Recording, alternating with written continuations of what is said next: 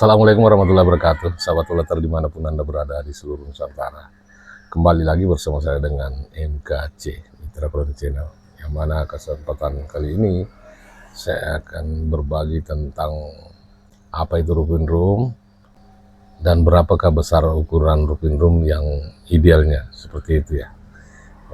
Ini banyak sekali kasus di lapangan ya yang kita temui menggunakan roofing room yang sangat kecil ya, yang tidak memenuhi standar, dan RBW-nya banyak mengalami kegagalan ya, gagal menginapkan karena kecilnya roofing room itu, ruang putar ya. Baik yang roofing room yang berbentuk rumah monyet itu maupun yang roofing room yang tidak pakai rumah monyet gitu dia. Baik sahabat uleter, terima kasih sudah mengklik video ini, dan jangan lupa subscribe dan nyalakan tanda loncengnya, like apabila bermanfaat ya. Oke. Jadi begini sahabat uleter, ruang putar itu pada seburung walet itu sangat diperlukan ya, sangat penting. Kenapa? Karena ruang putar itulah tempatnya burung walet untuk bermanuver ya, berputar dulu sebelum terjun ke bawah atau memasuki sebuah ruangan. Jadi perilaku burung walet itu sebelum dia terjun ke bawah ruangan nginap, itu harus berputar dulu. Itu perilaku alaminya, berputar dulu, mempelajari apakah kira-kira di bawah ini aman atau gimana. Nah, kalau dia merasa aman ya, maka dia akan mencoba untuk turun dan menelusuri semua ruangan yang ada di dalam, yang terpandu dengan surat tarik tadi. Nah gitu. Bahkan sering ditanyakan seberapa besar sih ukuran yang idealnya ya. Jadi ukuran roofing room atau ruang putar pada seburung walet itu sahabat uleter, semakin besar semakin bagus ya. Ya paling standar lah mungkin 3x3 ya, karena menyesuaikan besarnya gedung juga, mungkin tidak terlalu besar ya, boleh 3x3.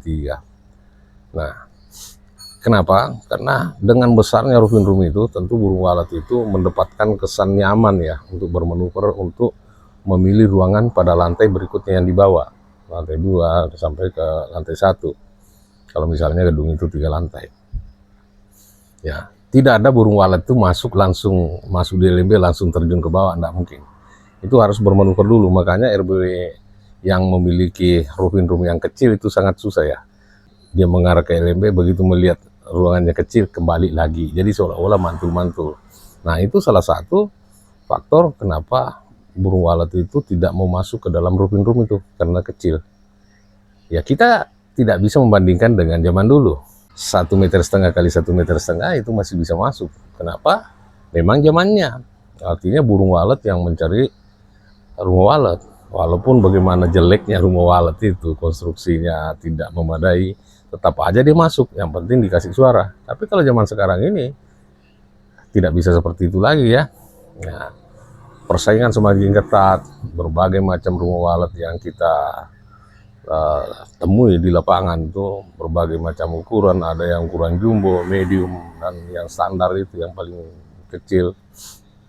Nah, jadi kita harus berkompetisi ya, bagaimana menciptakan suasana dalam gedung itu supaya disukai burung walet ya. Tentu dengan besarnya roofing room itu merupakan salah satu penunjang. Jangan memperkecil roofing room itu, ruang putar itu, karena menginginkan penempatan sirip yang banyak, gitu kan? Itu salah. Ya, bagaimana burung walet mau masuk ke ruangan nginap itu kalau aksesnya ditutup, diperkecil? Jadi harus berimbang. Saya kasih contoh misalnya ya, karena ini memang saya lakukan pada RBW 4x8.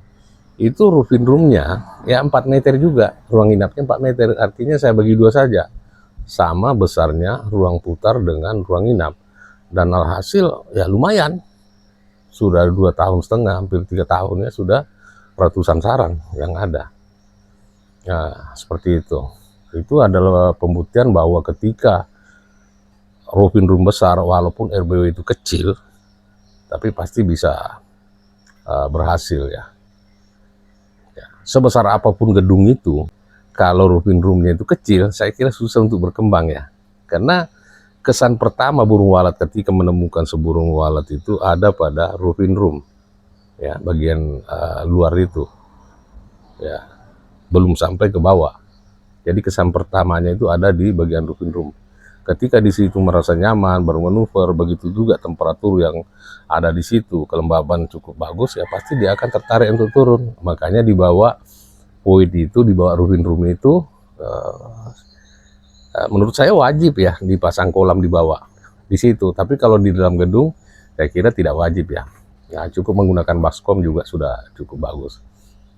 Poinnya adalah ketika teman-teman yang sekarang ini baru berencana untuk membuat sebuah gedung walet, mau invest dalam dunia walet, yang perlu diperhatikan adalah tata ruang, konstruksi bangunan itu.